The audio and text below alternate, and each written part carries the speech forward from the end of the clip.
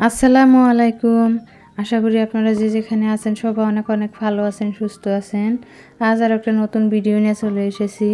এখানে আমি ছোট মাছ নিয়েছি, বরেলি মাছ। বরেলি মাছ দিয়ে আজ আমি ধুন্দুল দিয়ে রান্না করব।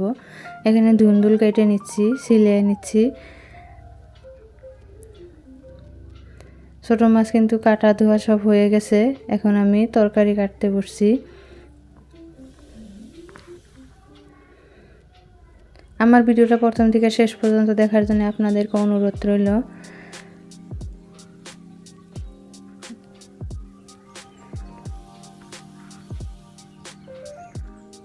আগে ধুন্দুলগুলো সব ভালো করে কেটে নিচ্ছি। কেটে নিয়ে কিন্তু আমি সরাসরি চুলার কাছে চলে যাব রান্নার জন্য।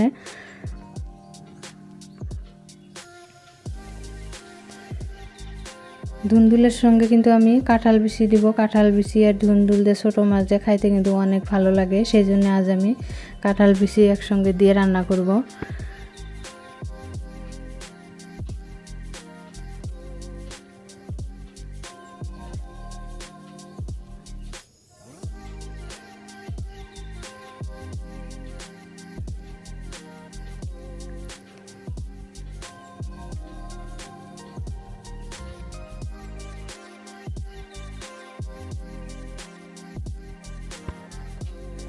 এই কাঁঠালের বিচি তরকারি কে কে খাইতে ভালোবাসেন কমেন্ট করে জানাবেন।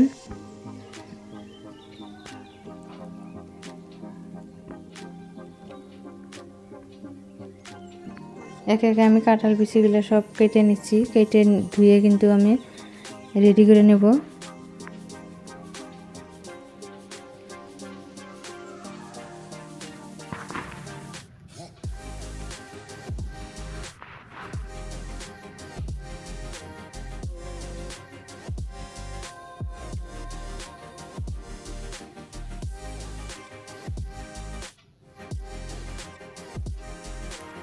এখানে আমি পেঁয়াজ, মরিচ, ধনিয়া পাতা কাটা নিচ্ছি।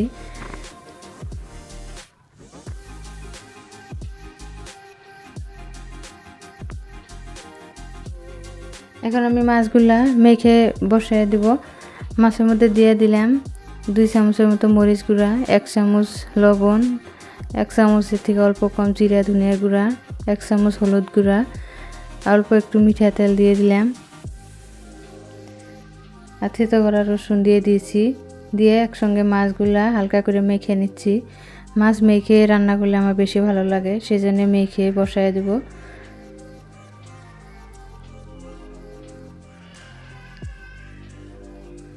অল্প একটু পানি দিয়ে দিলাম। পানি দিয়ে ডাইরেক্ট সরাসরি কড়াইয়ের মধ্যে ঢেলে দেব।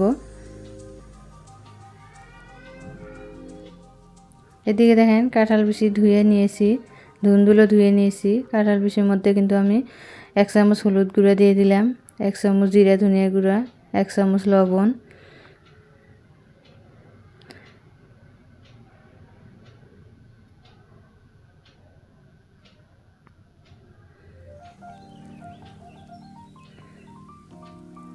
মাছ কিন্তু বলক চলে এসেছে। আর অল্প একটু জাল দিলে কিন্তু মাছ হয়ে যাবে। এখন চুলায় একটা কড়াই বসিয়ে দিয়েছি। কড়াইয়ের মধ্যে আমি মিঠা তেল দিয়ে দিলাম। আর দিয়ে দিলাম জিরা, আস্ত জিরা দিয়েছি। কুচানো পেঁয়াজ দিয়ে দিলাম। অল্প একটু রসুন থেতো করে দিয়েছি। রসুন পেঁয়াজ একসঙ্গে তেলের মধ্যে ভেজে নিচ্ছি। মানে আমি সোমবার দিয়ে বসাবো। সোমবার ছোটো মাছ যেহেতু সোমবার দিয়ে বসালে কিন্তু বেশি ভালো লাগে।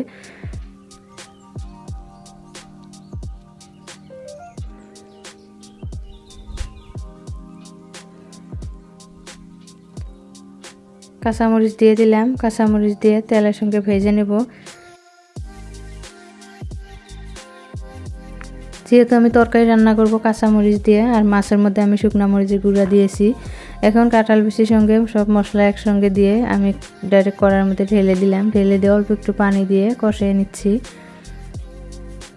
কাঁঠাল বিচিটা আগে কিন্তু কষিয়ে নিয়ে অল্প সেদ্ধ করে নিতে হবে, নাহলে কিন্তু ধুন্দুলের সঙ্গে একসঙ্গে দিলে কাঁঠাল বিচি সেদ্ধ হবে না।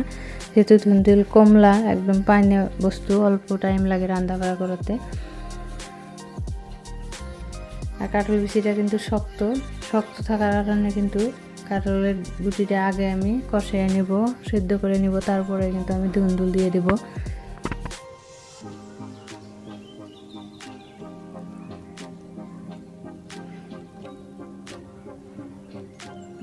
এখন আমি ধুন্দুল দিয়ে দিলাম। যেহেতু আমার তরকারি কষানো হয়ে গেছে প্রায়, যেহেতু কাঁঠাল বিচি কষানো হয়ে গেছে, এখন আমি ধুন্দুল দিয়েছি, দিয়ে কিন্তু কাঁঠাল বিচির সঙ্গে একসঙ্গে ধুন্দুলটা দেখেন কষিয়ে নিচ্ছি। কষাতে কষাতে দেখেন পানি উঠেছে। ধুন্দুল বেশি কষালে কিন্তু একদম গলে যাবে, সেই জন্য অল্প একটু পানি দিয়ে আমি ঝোল দিয়ে দিলাম।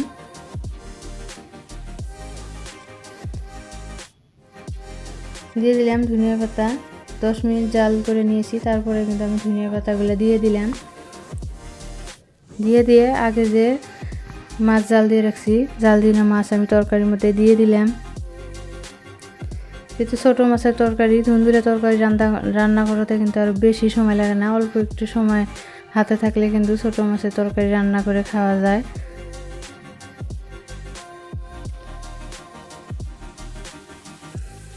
দেখেন আমার তরকারিটা হয়ে গেছে, আর অল্প একটু জাল দিয়ে কিন্তু আমি নামিয়ে নিব। ছোটো মাছের তরকারি বেশি জাল দিলে কিন্তু ভালো লাগে না।